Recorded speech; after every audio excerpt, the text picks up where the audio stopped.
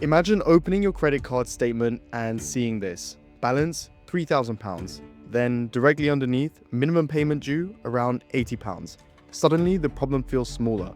You do not need £3,000. You only need £80 this month, and the account stays in pretty good standing. Which raises a strange question. Why would a lender let you repay thousands of pounds this slowly? Because paying the minimum does two things. It keeps you outside of trouble, but it can also keep the debt alive.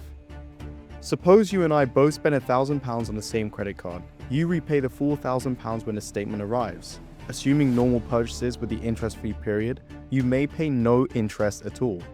I repay £100 and carry the rest forward. Same card, same purchase, but we are now using completely different financial products. For you, the card was basically a payment tool. For me, it has become a loan with no fixed end date, and that is not unusual. In April 2026, 47.3% of outstanding UK credit card balances were incurring interest. Once a balance starts rolling from one month to the next, the economics change completely. The Bank of England says the effective rate actually being paid on interest charging credit cards was 21.49% in June 2026. APR is easy to glance at and ignore, so put it into pounds. A £3,000 balance sitting there for a year at roughly that sort of rate would generate around £645 of interest. Your debt does not sit still while you repay it. Every month, interest is added, so part of your payment covers the cost of borrowing. Only what remains actually removes the original debt, which brings us back to that reassuring little number, the minimum payment. In the UK, minimum payments must at least cover that month's interest, fees, and charges, plus 1% of the outstanding balance. So take our £3,000 balance. At a rate around 21.5%, roughly £50 of interest could build up over a month. Add 1% of the balance, and a minimum payment around £80 starts to make sense. You pay £80, but only £30 may have reduced £3,000 you originally owed. Then the process starts again, and the minimum affects more than the maths. The FCA tested what happened when the minimum payment figure was removed from a manual repayment screen. And what happened was that people chose significantly larger payments, meaning the minimum can act as a psychological anchor more than anything. Your statement seems to ask, how much would you like to repay? But before you answer, it has already put a number in your head, £80. So that is what makes the minimum so powerful, because it makes a large debt start to feel like a small monthly expense, instead of encouraging you to pay it off in bulk. So why offer this flexibility? Well, you've already guessed that it makes the card issuer a lot of money, but they can still make money when you repay in full. The issuing bank can receive interchange when you spend. On regulated domestic UK consumer credit card transactions, that fee is capped at 0.3%. But an interest-bearing balance creates something else. It creates recurring interest income while that balance remains outstanding.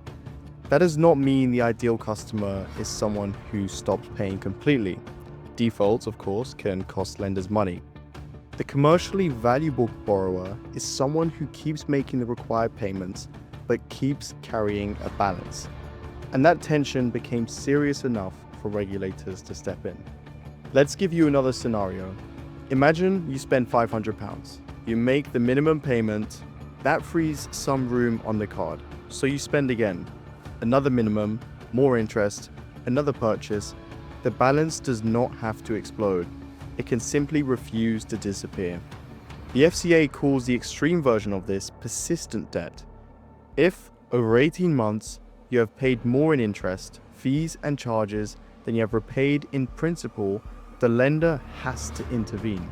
When the FCA introduced these rules in 2018, it said around 4 million accounts were in persistent debt. Those customers were paying about £2.50 in interest and charges for every £1 of borrowing they repaid. The FCA also said those customers were profitable, giving firms few incentives to help them repay faster. Today, firms have to warn customers and eventually take steps to help them clear the balance more quickly. The system has brakes. But the reason those breaks exist tells you a lot about the product.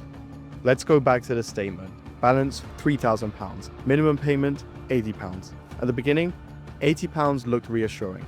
Now you can see what it really is. Not a recommendation for how quickly you should clear the debt, but a contractual flaw that keeps the account moving. That is why the same credit card can either be useful or extremely expensive. Pay this statement balance in full, and it can act as a convenient payment tool with effectively no purchase interest. Carry the balance month after month, and it becomes a flexible loan charging credit card rates. So the real trick is not hidden in some obscure clause. It is sitting on the front of the statement. A small monthly payment can make a large debt feel affordable without making it disappear. And whenever somebody sells you debt by focusing on the monthly payment, ask a different question. How quickly is this payment actually making the debt smaller?